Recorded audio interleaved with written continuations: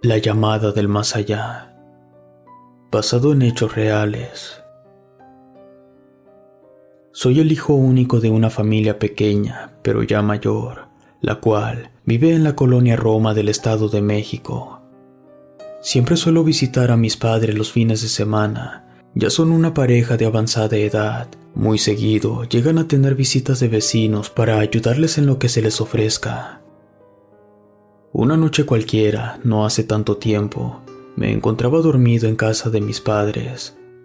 Soy de sueño profundo, no suelo despertarme con tanta facilidad. Sin embargo, una llamada repentina por teléfono provocó que me despertara y contestara rápidamente para evitar que el timbre despertara también a mis padres. Observé la hora y eran las 3 de la mañana. Buenas noches, dije todo adormilado, y la voz de una mujer ya de avanzada edad al otro lado de la línea me pedía que me identificara. No me conocía y quería saber por qué había llamado a su casa. Me reclamaba preguntando que quién era yo. Yo me encontraba todo confundido, y después de repetirle que yo no le había marcado, colgó sin decir nada. Revisé el identificador de llamada y me percaté que era de la misma zona de la colonia Roma. Al parecer, era de los alrededores. Apunté el número completo en una libreta y me fui a acostar. Pocos minutos después, una segunda llamada volvió a llegar. Me levanté nuevamente, ya más despierto que antes. Me acerqué a contestar y al levantar la bocina me limité a decir: «Diga». No me respondieron.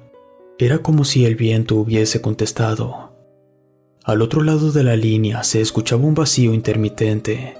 Sin embargo, al cabo de unos cuantos segundos, pude percibir cómo ese viento se trataba de la respiración entrecortada de alguien. Pregunté si se le ofrecía algo, y la voz de una mujer anciana me contestó. Era como si le costara trabajo hablar. «Dile que se lleve la cruz, no puedo con ella». Me desconcertó la respuesta. No comprendía a lo que se refería la anciana. «¿De qué cruz te refieres? ¿A quién le digo eso?». Después me colgaron. No comprendí qué sucedía. Colgué el teléfono y pensé en regresar la llamada al número que había anotado, pensando que se trataba de la misma persona, pero me percaté que el identificador de llamadas decía desconocido.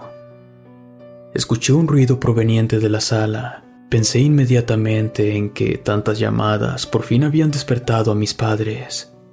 Fui a explicarles qué había sucedido. Se trataba de mi madre. Me daba la espalda, pues se encontraba viendo hacia afuera por la ventana. Traía puesta aún su bata de dormir. Me acerqué, hice un poco de ruido antes para no sobresaltarla. «Mamá, discúlpame, ¿te desperté yo o fue el teléfono?», le dije mientras le tocaba el hombro.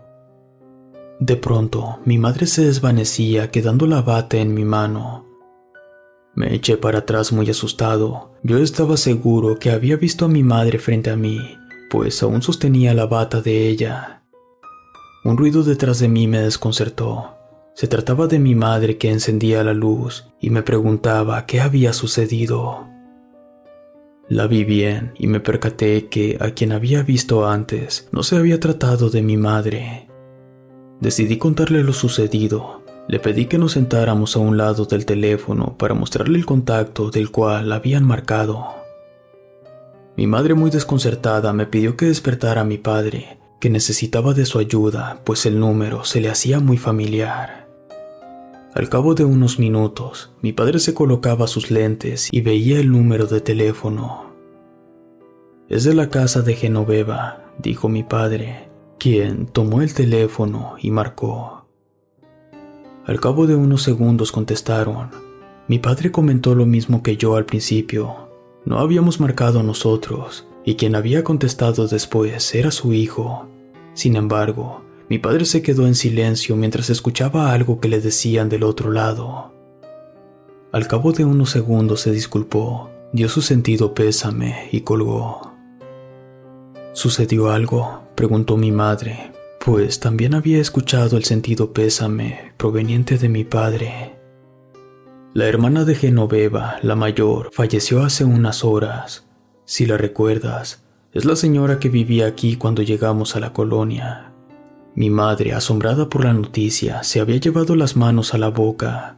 Comentó que lo más adecuado sería ir a dar el pésame en persona. Fue cuando lo comprendí de algún modo. En ese momento, la hermana de la señora Genoveva la estaban velando, pero no daba crédito a lo que había sucedido con la llamada y la bata. Mi madre parecía que me había leído la mente, pues no me quitaba la vista de encima. En la mañana, pocas horas después de que mi padre hubiese marcado, llegamos al velorio. Mi madre me señaló quién era Genoveva y me presentó con ella. Al cabo de unos segundos me acerqué al féretro para observar con sorpresa a una señora de muy avanzada edad, muy similar a la que había visto en casa de mis padres, y en sus manos había una cruz de hierro que sostenía a la altura de su pecho. Me sobresalté tanto que me puse pálido del susto. Esa señora me había encargado decirle a su hermana que le quitara la cruz del pecho. No sabía cómo decirle a su hermana sobre el mensaje, a lo que mi madre, al ver el cuerpo, entendió bien la encomienda que nos habían hecho. Nos sentamos a un lado de Genoveva, y como si fueran conocidas de hace 1000 años, mi madre platicó lo que había ocurrido. La señora comprendió bien. Se dirigió con su hermana, abrió el féretro y le retiró la cruz de las manos. Dentro de mí pude sentir cómo un peso de encima se me quitaba. En casa de mis padres, después de un ajetreado día, decidí ver televisión un rato. Aún tenía en mi mente todo lo que había pasado y apenas lo estaba digiriendo, cuando de reojo observé cómo una mujer de bata blanca atravesaba el pasillo para llegar a la sala. Me sobresalté, me encontraba solo en casa. Mis padres habían ido a acompañar a la señora Genoveva. Tomé fuerzas y me encaminé a la sala. En silencio y aún con el control remoto de la televisión en la mano, llegué, pero no había nadie. Supuse que mi mente aún me estaba jugando una mala pasada por lo ocurrido. Fue cuando un repentino timbre de teléfono sonó fuertemente. Este sonaba y sonaba. Yo aún me sentía atemorizado de contestar. Fue cuando por fin llegó al 6º timbre. Levanté la bocina, sin embargo, no me animaba a ponérmela en el oído. ¿Qué pasaría si escuchaba otra vez a esa voz?